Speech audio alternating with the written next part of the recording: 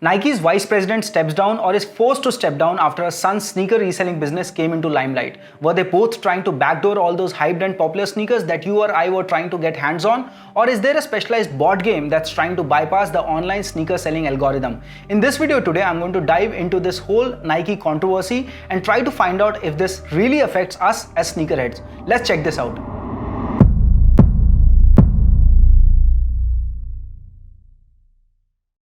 What's good, guys? My name is Amit Pandey. I'm an entrepreneur and a sneakerhead, and I welcome you all once again to this channel Smart Kicks, and this channel is all about shoes. So go ahead and hit that subscribe button if you're new to the channel so that you stay connected with the Smart Kicks community and get a regular update about sneakers and sneaker brands.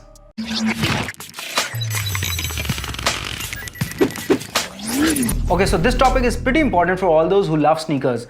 Recently on March 1, 2021, a Nike executive named Herbert, who was holding a very crucial position of Vice President North America, stepped down after a Bloomberg media reported of her alleged relations with a sneaker reseller. Sounds fishy, right? Well, it doesn't stop here. Let me add to your surprise by sharing that the sneaker reseller was none other than her son. 19-year-old Joe, popularly known as West Coast Joe, ran a sneaker reseller business under the company name West Coast Streetwear since 2 years from Oregon, which also happens to be the city where Nike was born. Joe used her mother's credit card to make these purchases. Question arises if her mother was really unaware about this. Not really, she was aware about this. In fact, Nike released a statement recently that Herbert actually informed Nike company about her son's sneaker reselling business already in 2018. You all would also be shocked to know that Herbert, while her role at Nike, she oversaw Snkrs, the notorious mobile app by Nike that's very famous for frustrating consumers with limited edition drops and quick sellouts. Joe used her mom's credit card to settle those payments while sourcing these sneakers and used a specialized computer program that's commonly known as bot, such as Cybersole, Kodai and GaneshBot for express checkouts. And that's how his cook group were able to game a system meant to limit purchases to one pair per customer. Now people around the world are trying to connect dots, assuming that Joe Herbert, who is a son of Herbert, must have got favors while sourcing these hyped and in-demand sneakers in huge quantities because of his influential relations with executives at Nike. There is no news to prove this assumption, but at the same time, it may be a possibility. Going further, when you check Joe's Instagram account, it's by the name of west.coast.streetwear. It shows 72,000 followers, and in most of the images, he's seen standing beside huge stacks of Nike, Adidas and Yeezy sneakers. And if you can check carefully, in most of his images, his face is blurred to hide the identity. Now that's pretty weird, because if you're posting your images, why would you actually blur your face? I mean, that's something ridiculous. Now I want to make my stand very clear about the sneaker reselling business. I've actually had friends who are into sneaker reselling, and I've known people who have actually hustled their way up to being a good reseller.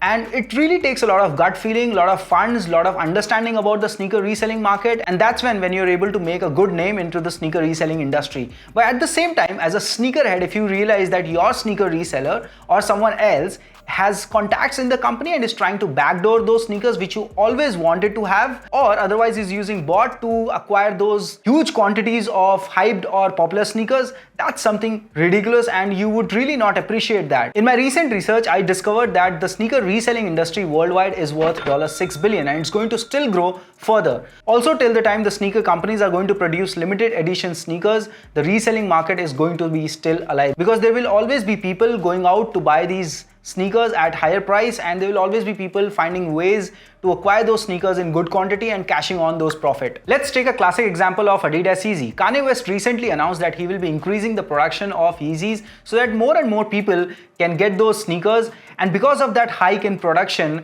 the resale value of Yeezys has actually dropped big time. Without a doubt, Joe did spoil the whole spirit of sneakerheads, and I'm sure that a lot of sneaker resellers would not really find this cool.